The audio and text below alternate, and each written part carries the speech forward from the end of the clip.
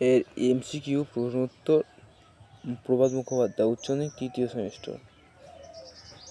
নতুন সেমিস্টার উচ্চ মাধ্যমিক ফাইনাল বোর্ড পরীক্ষা তৃতীয় সেমিস্টারে রয়েছে নির্বাচনী পরীক্ষা। সাহিত্যিক প্রভাত মুখোপাধ্যায়ের আদরণী গল্পটি আগেই এই গল্পটি বাংলায় অনার্স এবং আরও উচ্চতর স্তরের ছিল, কিন্তু নতুন প্যাটার্নে একটি উচ্চ মাধ্যমিক পাঠ্য সিলেবাসে অন্তর্ভুক্ত করা হয়েছে। যথেষ্ট খুঁটিয়ে তোমাদেরকে এটি পড়তে হবে, কারণ এখান থেকে তোমাদের মাল্টিপল চয়েস শর্ট প্রশ্ন এমসিকিউ আসবে।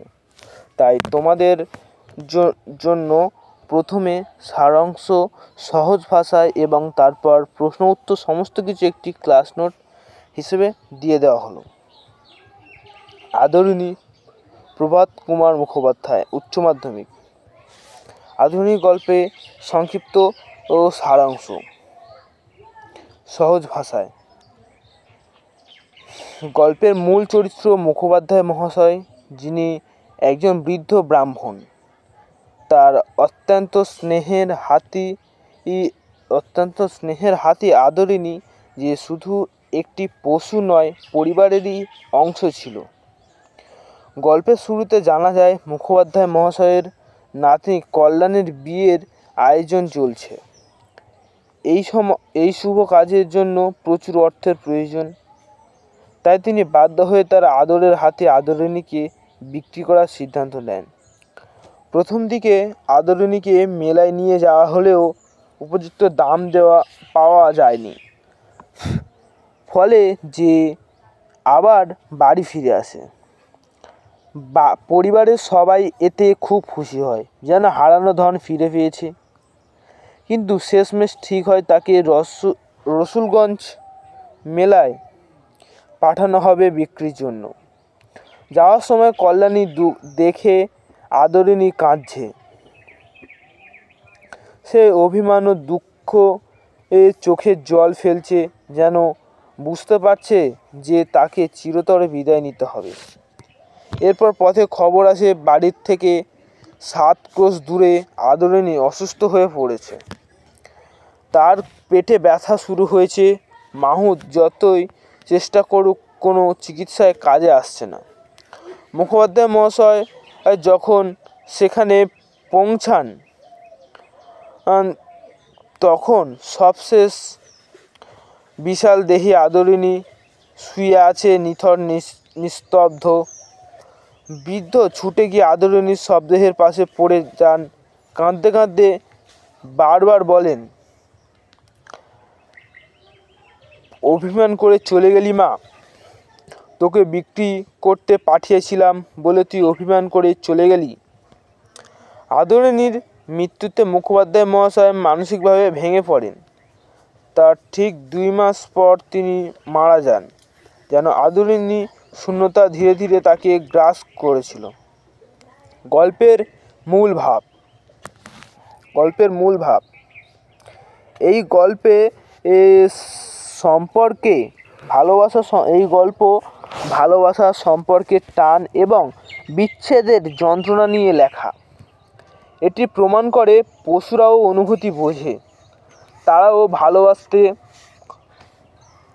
ও কষ্ট পেতে জানে। আদরিণীর মৃত্যু কেবল শারীরিক অসুস্থতার কারণে নয়, সে প্রিয়জনের থেকে বিচ্ছিন্ন হওয়ার কষ্ট সহ্য করতে পারেনি। বৃদ্ধ মুখোপাধ্যায়ও তার চলে যাওয়ার শোক সহ্য করতে পারেনি। এই গল্পে আমাদের শেখায়, শুধু মানুষ নয়, প্রাণীরাও ভালোবাসা বোঝে এবং সম্পর্কের বাঁধনে আবদ্ধ থাকে। উত্তর সহ নতুন সেমিস্টার এমসিকিউ স্মার্ট সাজেশন পাঠ্য বই, ভাষা সংস্কৃতি নোট PDF, মাত্র 40 টাকা।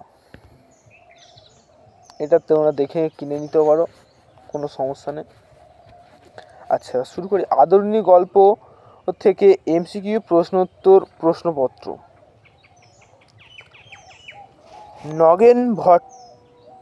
নগেন ডাক্তার ও কুঞ্জবিহারী বাবু বিকালে কি চিবাতে চিবাতে হাঁটছিলেন? সুপারি, পান, তামাক, গুঁড়ো মশলা? উত্তর হবে পান। পীরগঞ্জের বাবুদের পীরগঞ্জের বাবুদের বাড়িতে কী উপলক্ষে নিমন্ত্রণ দেওয়া হয়েছিল? অন্নপ্রাশন, বিয়ে, জন্মদিন, গৃহপ্রবেশ। বিয়ের অনুষ্ঠান কোন শহর থেকে বাই আসছিল? কলকাতা, দিল্লি, বেনারস, মুম্বাই। বেনারস। কেমন ধরনের অনুষ্ঠান হবে বলে শোনা গিয়েছিল? সাধারণ, ধুমধামপূর্ণ, ছোটখাটো, শান্ত পরিবেশ। ধুমধামপূর্ণ। জয়রাম মোক্তার পেশা কী ছিল? উকিল, ডাক্তার, মোক্তার, জমিদার। মোক্তার।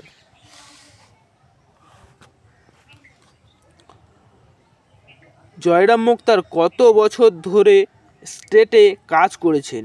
10 বছর, 20 বছর, 25 বছর, 30 বছর। 20 বছর। জয়রাম মুখোপাধ্যায় এর স্বভাব কেমন ছিল? সহজেই অভিমানী, রুক্ষ ও কঠোর, নির্লিপ্ত, লোভী। উত্তর হবে সহজেই অভিমানী। উকিলবাবুর মতে জয়রাম মোক্তারের কাছে কে উপকৃত হয়নি? গ্রামের সাধারণ মানুষ, জেলার প্রত্যেক বিষয়ী লোক, শুধু জমিদার কর্মচারীরা, শুধু তার বন্ধু বান্ধবরা।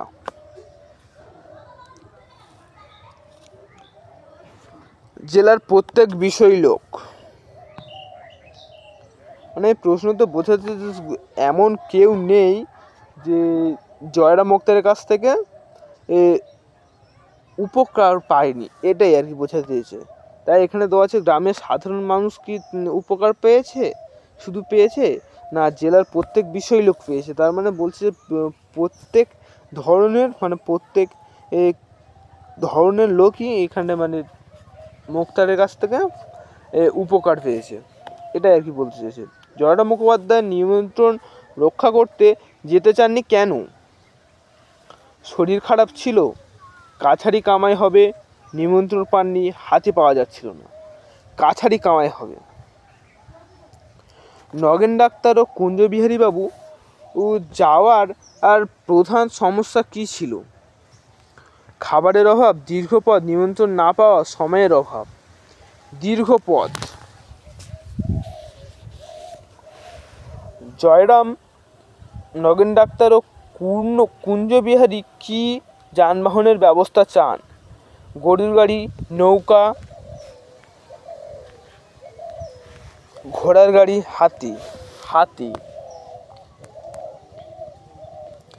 তখনকার টাইমে এমনই ছিল যে গরুর গাড়িতে বা ঘোড়ার গাড়িতে গেলে তখন যেতে 1 দিনের পর 2 দিন লাগতো, কিন্তু হাতিতে গেলে সেটা হয়তো সন্ধ্যাবেলা বেরোলে ধরো তোমার 6টাতে বেরোলে হয়তো 10টার মধ্যে বাড়ি ওখানে পৌঁছে যাওয়া যায়, এটাই আর কি। সেই জন্য এখানে হাতি কথা বলা হয়েছে। জয়রাম মোক্তার কার আমল থেকে রাজবাড়ির মোক্তার ছিলেন? মহারাজার আমলে, মহারাজা নরেশচন্দ্রের আমলে, তার নিজের সময় থেকে, তার দাদার আমল থেকে? মহারাজ নরেশচন্দ্রের আমল থেকে। এখানে মহারাজ লেখা যেটা আর কি টাইপিং মিস্টেকের জন্য হয়েছে, ওটা কোনো ম্যাটার করে না। মোক্তার মহাশয় কবে রাজবাড়িতে চিঠি পাঠাবেন? সোমবার, মঙ্গলবার, পরের সপ্তাহে, কাল সকালে। সন্ধ্যার মধ্যে কি এসে যাবে? রাজবাড়ির প্রতিনিধি, হাতি, রাজকীয় পালকি, ঘোড়ার গাড়ি। হাতি। কুঞ্জবিহারী বাবুর মতে মুখুজ্জেম মশাইয়ের কাছে গেলে কি হয়ে যায়? সমস্যার আরও বাড়ে, সহজে সমাধান পাওয়া যায়, ঝগড়া লেগে নতুন সমস্যার সৃষ্টি হয়। কুঞ্জবিহারী বাবু আর মুখুজ্জেম মশাইয়ের কাছে গেলে যেটা হয় সেটা হচ্ছে কি সমস্যার সমাধান পাওয়া যায়। এটা তো তোমরা আগে পড়েছো, গল্পটা পড়বে আরও বুঝতে পারবে, ঠিক আছে। এখানে দেখা যাচ্ছে সহজে সমাধান পাওয়া যায়। আচ্ছা, পরের প্রশ্ন, মুখুজ্জেম মশাই কি শুনতে আগ্রহী ছিলেন না? খেমটা, বাই, খেমটা, লোকসঙ্গীত, নাচ, গান, এগুলো বাই হচ্ছে কি আগেরকার ছিল যে নর্তকী এখন ছিল ডান্স, তখন ছিল ওরকম বাই, ঠিক আছে। তখন ওই তবলা, খোল টোল এইসব নিয়ে বাজাতো। আর খেমটা হচ্ছে গিয়ে এই ওই একই ধরনের বা এর মতোই। আর লোকসঙ্গীত মানে তো তোমরা সবাই জানো যে ওই যে মুখে গান করে আর কি একটু আনন্দ করা, আর নাচ গান এটা তো তোমরাই জানো। ওকে, তিনি কি হাতে নিয়ে লোকজনের অভ্যর্থনা করবেন? তামাকের বাটি, চায়ের কাপ, ছোট হুঁকো, পান পাতা। ছোট হুঁকো মানে জয়রাম মুক্তারের তো বয়স হয়ে গিয়েছিল, তাই সেই কারণে তিনি তো আর ওই খেমটা দেখার বয়স তো তার ছিল না। তাই তিনি বলছিলেন যে আমি ওখানে গিয়ে লোকজনের অভ্যর্থনা নিয়ে ব্যস্ত থাকবো, একটা ছোট হুঁকো নিয়ে যাবো, নিয়ে ওই একবার করে টানবো, তারা কে খেয়েছে না খেয়েছে এইগুলো আর কি দেখবো। ঠিক আছে, পরের প্রশ্ন, তিনি মাথায় কি বাঁধবেন? গামছা, পাগড়ি, রুমাল, ফেট্টি। পাগড়ি। মুখুজ্জেমশাই কী বলে হাসতে লাগলেন? তোমরা শুনো, আমি দেখব। আমি তো যাবই, পেয়ালা মুঝে ভাবতে, এটা হবে জমজমাট। এখানে বলতে হচ্ছে বাইজিৎ যে আর কি মুখুজ্জেমশাই কী বলে হাসতে লাগলেন, এখানে বলতে হচ্ছে মুখুজ্জেমশাই তখন বলেছিলেন যে পেয়ালা মুঝে ভাবতে, এটা হচ্ছে গিয়ে ওই বাইজিৎ একটা নাচের সাথে গান, এই আর কি এবার পরের প্রশ্ন, পুরো ঘটনার কেন্দ্রীয় বিষয় কী ছিল? নিমন্ত্রণ পাওয়া, আদালতে মামলা, জমিদারের শাসন, চিকিৎসার প্রসঙ্গ। নিমন্ত্রণ পাওয়া। জয়রাম মুখোপাধ্যায়ের কবে পুজো করতেন? আচ্ছা, এবার আমি আর এমসিইউ যে এ বি সি ডি যে অপশানগুলো আছে অপশানগুলো পড়ছি না, ডাইরেক্ট উত্তর পড়ছি। ঠিক আছে, অনেক বড় তো, ঠিক আছে পড়ছে। জয়রাম মুখোপাধ্যায় কবে পুজো করতেন? উত্তর হবে সকালবেলা। মুখুজ্জেমশাই পূজায় সমাপন করে কি করতেন? উত্তর বৈঠকখানায় আসতেন। প্রশ্ন 23 নম্বর প্রশ্ন, জয়রাম মুখোপাধ্যায় চিঠিতে কাকে হাতি পাঠানোর অনুরোধ করেন? এখানে হবে মহারাজ শ্রী নরেশচন্দ্র। জয়রাম মুখোপাধ্যায় প্রথম এ অঞ্চলে আসার সময় কি সঙ্গে ছিল? শুধু একটা ব্যাগ ও একটি ঘটি। জয়রাম মুখোপাধ্যায় কোথা থেকে এসেছিলেন? যশোহর হচ্ছে একটি গ্রাম আর কি, এখন সেটা একটা খনিতে মানে হচ্ছে কয়লার খনিতে এখন পরিণত হয়েছে, এটাই আর কি। জয়রাম মুখোপাধ্যায় আদালতে এক ডেপুটির সাথে তর্ক করে কি করেছিলেন?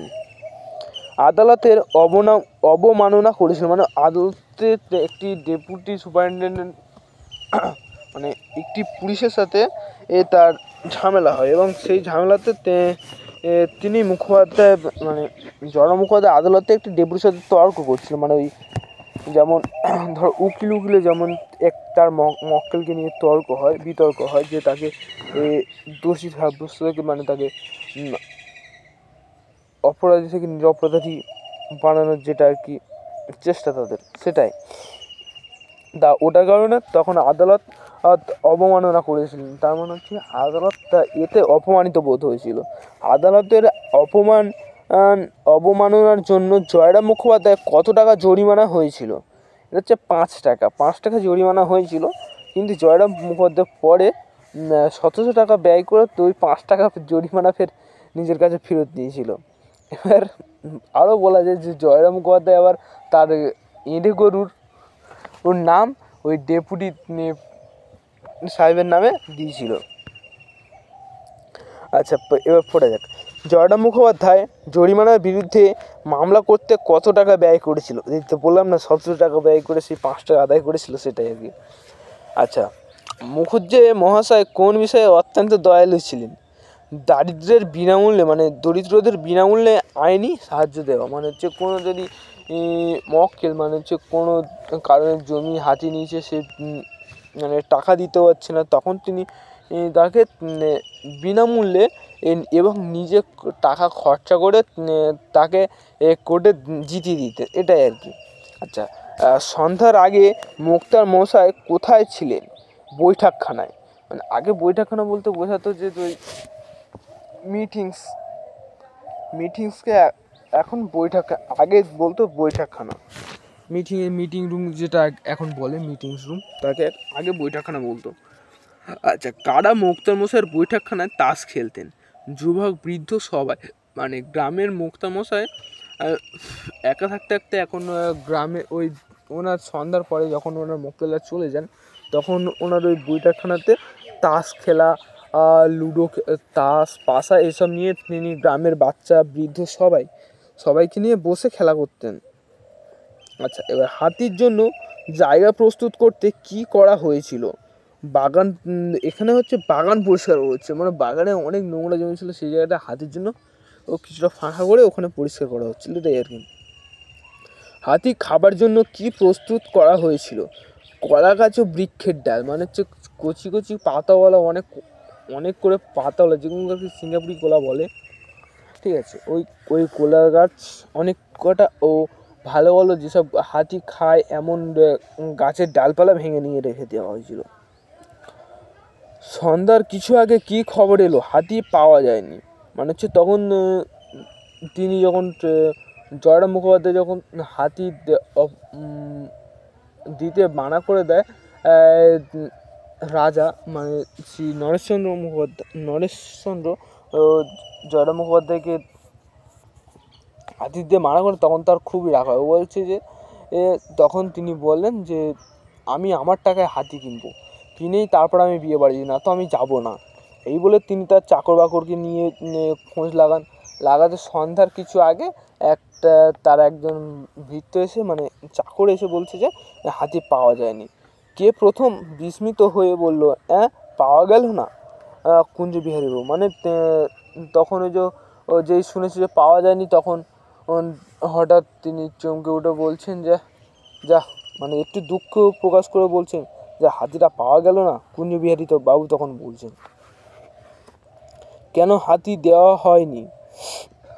নিমন্ত্রণের জন্য হাতি দেওয়ার প্রয়োজন নেই বলে জানানো হয়েছিল।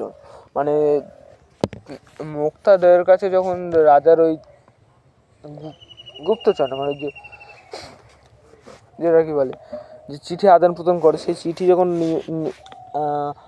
মহারাজের কাছে নিয়ে যায়, তখন মহারাজ বলেন যে নিমন্ত্রণের জন্য হাতি দেওয়া প্রয়োজন নেই বলে জানানো হয়েছিল, এটাই আর কি বলেছে মুক্তার কাছে। সেই জন্য মুক্তারের রাগ হয় যে আমি একটা হাতি কিনবো নিজের টাকায়।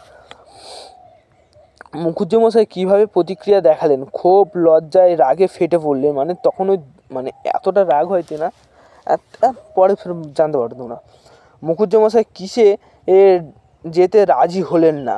গরুর গাড়িতে, মানে গরুর গাড়িতে গেলে তো একদিনের, মানে কিছু সময়ের পথ তার লাগবে 2 দিন, তাহলে এটা কী করে হয়? সেই জন্য তিনি গরুর গাড়িতে যেতে চাইছেন না। মুখুজ্জে মহাশয় যদি কি পেতেন তবে তিনি বিয়েতে যেতেন? হাতি। এই বললাম, যদি তিনি হাতি পেতেন তারপরে তিনি বিয়ে বাড়ি যাবেন, না তো যাবেন না, এটাই আর কি। অবশেষে জয়রাম মুখোপাধ্যায় কী সিদ্ধান্ত নিলেন? বিয়েতে যাবেন না, মানে যখন দেখছে যে হাতি আর পাওয়া যাচ্ছে না, তখন তিনি ভাবছেন যে আর বিয়েতে যাব না, এটাই আর কি।